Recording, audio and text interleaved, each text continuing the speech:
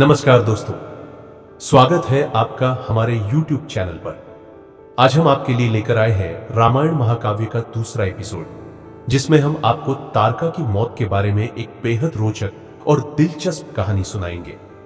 तारका की मौत से जुड़ा हुआ सच कुछ ऐसा है जिसे जानकर आपके होश उड़ जाएंगे। रामायण में कई ऐसे रहस्य हैं जिन्हें आज तक बहुत कम लोग समझ पाए हैं। तारका की मौत भी एक ऐसा ही रहस्य है जिसे हम आज आपके सामने खोलने वाले हैं। तारका की कहानी से जुड़ी कई छुपी हुई बातें और घटनाएं हैं जो रामायण के अन्य घटनाक्रमों से गहरे तौर पर जुड़ी हुई है। तो चलिए बिना वक्त गंवाए हम शुरू करते हैं रामायण के इस अद्भुत और रहस्यमय अध्याय को। तारका का नाम सुनते ही हमारे मन में एक राक्षसी का चित्र बन जाता है, लेकिन क्या आप जानते हैं कि तारका का जन्म एक खास उद्देश्य के लिए हुआ था। उसकी उत्पत्ति और उसका उद्देश्य भगवान शिव से जुड़ा था।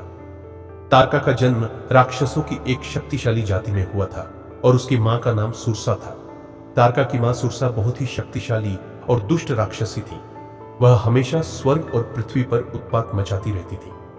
सुरसा के अत्याचारों से परेशान होकर देवताओं ने भगवान शिव से प्रार्थना की कि वे सुरसा को रोकें। भगवान शिव ने सुरसा को यह आशीर्वाद दिया कि उसकी संतानों में एक महान राक्षस होगा जो देवताओं को हराने की शक्ति रखेगा।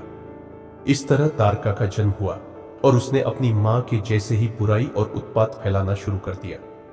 तारका ने अपने राक्षसी रूप और शक्ति से देवताओं के लिए समस्याएं पैदा कर दी।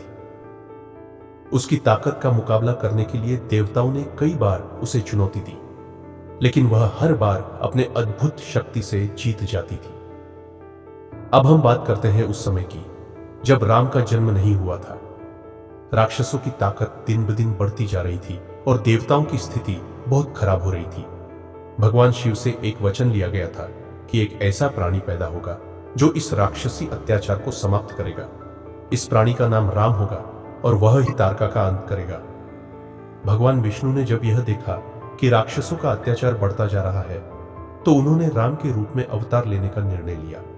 राम के रूप में भगवान विष्णु का जन्म हुआ और उन्होंने मानव रूप में जन्म लेकर राक्षसों के खिलाफ युद्ध करने का संकल्प लिया। राम के जन्म के बाद तारका ने यह सुन लिया था कि राम ही वो व्यक्ति है जो उसकी मौत का कारण बनने वाले हैं।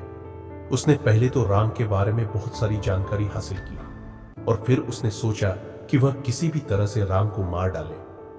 तारका ने भगवान राम से युद्ध करने के लिए एक बड़ा युद्ध छेड़ने का मन बना लिया। उसने अपनी पूरी शक्ति का उपयोग करते हुए राम को युद्ध में फंसा लिया।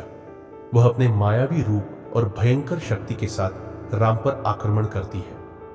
राम ने भी अपनी पूरी शक्ति का प्रयोग करते हुए तारका को हराने का प्रयास किया, लेकिन तारका के पास एक गहरी माया थी जो भगवान राम को चकमा देती थी। राम को वह समझने में कठिनाई होती है कि इस माया का मुकाबला कैसे करें। इस माया से निपटने के लिए राम ने अपने गुरु वशिष्ठ जी से सलाह ली और फिर उन्होंने शिवजी से प्राप्त दिव्य अस्त्र का प्रयोग करने का निर्णय लिया। राम ने जब शिवजी से प्राप्त दिव्य अस्त्र का प्रयोग किया तो तारका ने सोचा कि अब वह नहीं बच सकती। उसने भगवान राम से कहा, हे राम, मुझे मारने से पहले मेरी एक आखिरी इच्छा पूरी कर दो। राम ने उसकी इच्छाओं का सम्मान करते हुए पूछा, क्या इच्छा है तुम्हारी? तारका ने कहा, मेरे मरने के बाद तुम मुझे सम्मानित रूप से श्राद्ध देना। मैं एक राक्षसी हूं, लेकिन मैं भी एक जीवित प्राणी के रूप में सम्मान चाहती हूं। राम ने उसे जवाब दिया, तुम्हारी इच्छा पूरी होगी। इसके बाद राम ने तारका को उसके मायावी रूप से बाहर निकालकर उसे अपने दिव्य अस्त्र से मारा। लेकिन तारका की मौत का काला सच यह था कि उसकी मौत केवल उसकी पापी आत्मा का अंत नहीं था। उसका मृत्यु के बाद जो चित्र था वह भी अत्यंत भयावह था। तारका की आत्मा के रूप में एक नई शक्ति का जन्म हुआ जो आगे चलकर राक्षसों को और भी ताकतवर बनाने में सहायक साबित हुई। राम ने अपनी पूरी शक्ति के साथ तारका को समाप्त किया, लेकिन उसके बाद की घटनाएं यह सिद्ध करती है कि राक्षसों की पूरी जाति को खत्म करने के लिए एक और महान युद्ध की आवश्यकता थी। यह युद्ध राम और राक्षसों के बीच हमेशा के लिए एक लड़ाई का प्रतीक बन गया। तारका की मौत के बाद राक्षसों ने एक और युद्ध की योजना बनाई। उन्होंने लंका में अपने प्रमुख राक्षस रावण के नेतृत्व में एक नई ताकत जुटाई। रावण ने यह ठान लिया था कि वह भगवान राम से बदला लेकर रहेगा, लेकिन यह भी सच था कि भगवान राम के खिलाफ युद्ध में राक्षसों को हराना अब आसान नहीं था। राम के भाई लक्ष्मण, हनुमान और अन्य वानर सेना के साथ मिलकर राक्षसों के खिलाफ एक महायुद्ध की तैयारी कर रहे थे। यही युद्ध अंततः राम रावण युद्ध में परिणत हुआ, जो इतिहास का सबसे बड़ा युद्ध माना जाता है। तो दोस्तों, यह थी तारका की मौत से जुड़ी काला सच और रामायण के उस महत्वपूर्ण क्षण की कहानी। जैसे जैसे रामायण के अध्याय आगे बढ़ते हैं, हम और भी कई रहस्य और घटनाएं जानेंगे। अगर आपको हमारा यह एपिसोड पसंद आया हो तो कृपया इसे लाइक और शेयर करें और हमारे चैनल को सब्सक्राइब करना न भूलें। हम जल्द ही रामायण के और भी रोमांचक एपिसोड्स लेकर आएंगे। धन्यवाद।